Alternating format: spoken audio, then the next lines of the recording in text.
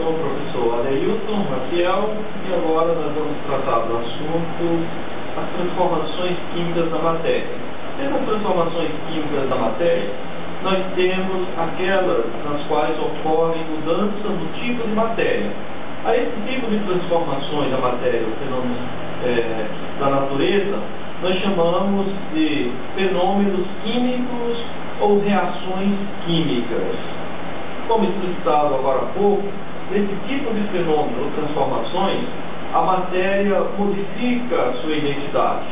Por exemplo, eu posso ter água, que é composto de moléculas de H2O, se decompondo em gás oxigênio e gás hidrogênio. Veja que os gases oxigênio e hidrogênio são diferentes da água, apresentam propriedades químicas diferentes da água. Sendo assim, essas reações químicas, elas nos rodeiam, elas fazem parte do nosso dia a dia. Inclusive, o nosso próprio corpo é um grande reator, onde ocorrem diversas reações ao mesmo tempo. As reações químicas fazem parte do nosso cotidiano. Okay?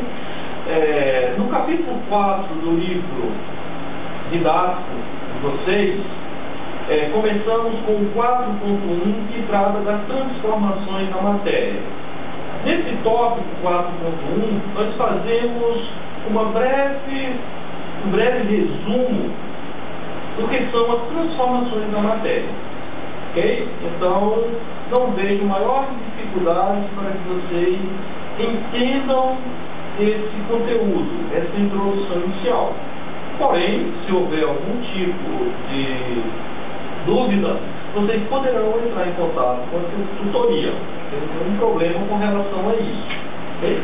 Lembre-se que logo na página 77 tem uma atividade. Então é interessante que vocês façam essas atividades. Mesmo que essas atividades elas não sejam para que vocês obtenham nota, ou elas estejam no ambiente virtual de aprendizagem, mas ela faz parte de uma metodologia de ensino-aprendizagem. Então é interessante que vocês, sempre que encontrarem no material didático de vocês proposta de alguma atividade, façam essa proposta de atividade, porque ela vai facilitar o entendimento de vocês sobre o assunto. Okay? Em sequência, nós temos na página 78 definições iniciais sobre reações químicas. Também é uma grande revisão, onde nós falamos da classificação das reações em síntese, análise, simples troca e dupla troca. Okay? Após essa discussão inicial, nós vamos falar da parte de estados de oxidação das espécies. Os estados de oxidação das espécies são simples de ser calculados. Então, as fórmulas matemáticas são muito simples. Atenção especial deve ser dada para aqueles compostos orgânicos. Lembrando que os compostos orgânicos são aqueles compostos formados principalmente por carbono. E o estado de oxidação dos átomos de carbono, ele depende da posição no qual o átomo de carbono se encontra na cadeia. Na página 85 é mostrado um método prático para poder se calcular o estado de oxidação de um determinado átomo de carbono.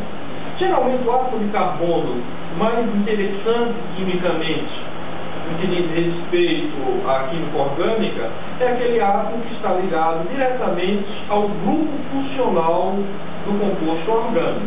Okay? Então, aí da página 85 e página 86, tem uma metodologia simples, okay, para poder encontrar um valor de estado de oxidação desse carbono. Na página 86 nós temos também uma atividade, então atente para as atividades, certo? No item 4.4 nós começamos a discutir as reações de oxidação e redução.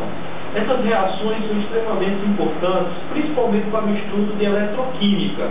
Lembramos que na eletroquímica nós estudamos as células galvânicas ou pilhas, que são aqueles dispositivos onde a energia química é transformada em energia elétrica, e também a eletrólise, onde a passagem de energia elétrica em um meio reacional faz com que reações químicas sejam produzidas. vidas.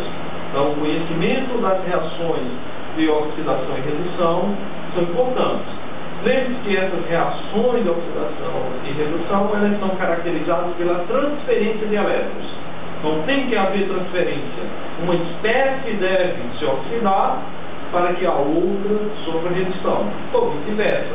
Uma espécie tem que sofrer redução para que outra sofra oxidação. Então, esses fenômenos, eles coexistem, oxidação e redução. Ok?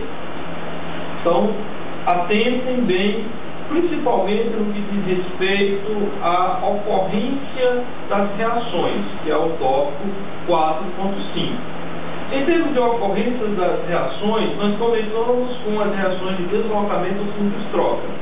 Vocês devem atentar, principalmente, aí para essa figura da 4.4, que é a ilustração da fila de tensões eletrolíticas ou filas de reatividades dos metais. O que significa isso? Significa que aqui foi colocado de uma forma mais prática, de uma forma geral, como que os metais eles interagem com determinadas substâncias. Lembrando que, a partir do ouro, que é o menos reativo, até o potássio, que é o mais reativo nessa série, a reatividade, a facilidade com que ele vai deslocar o metal de uma substância vai sendo maior. Sendo assim, o ferro vai ter uma menor reatividade do que o alumínio.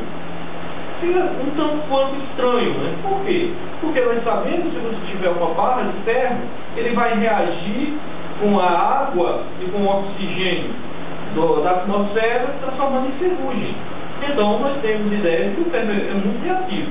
Porém, o alumínio, vocês sabem que o alumínio, ele, a princípio, parece ser menos reativo do que o ferro. Porém, é uma ilusão. Por que é uma ilusão?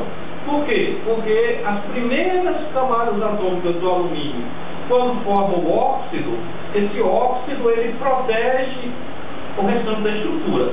Então ele forma um filme, okay, de proteção. É diferente do óxido que é formado com o ferro, porque ao invés de ele proteger, ele degrada, ele corrói o material. Okay? Então não confunda. O ferro é menos reativo do que o alumínio. Então não precisa fazer confusão com relação a isso daí.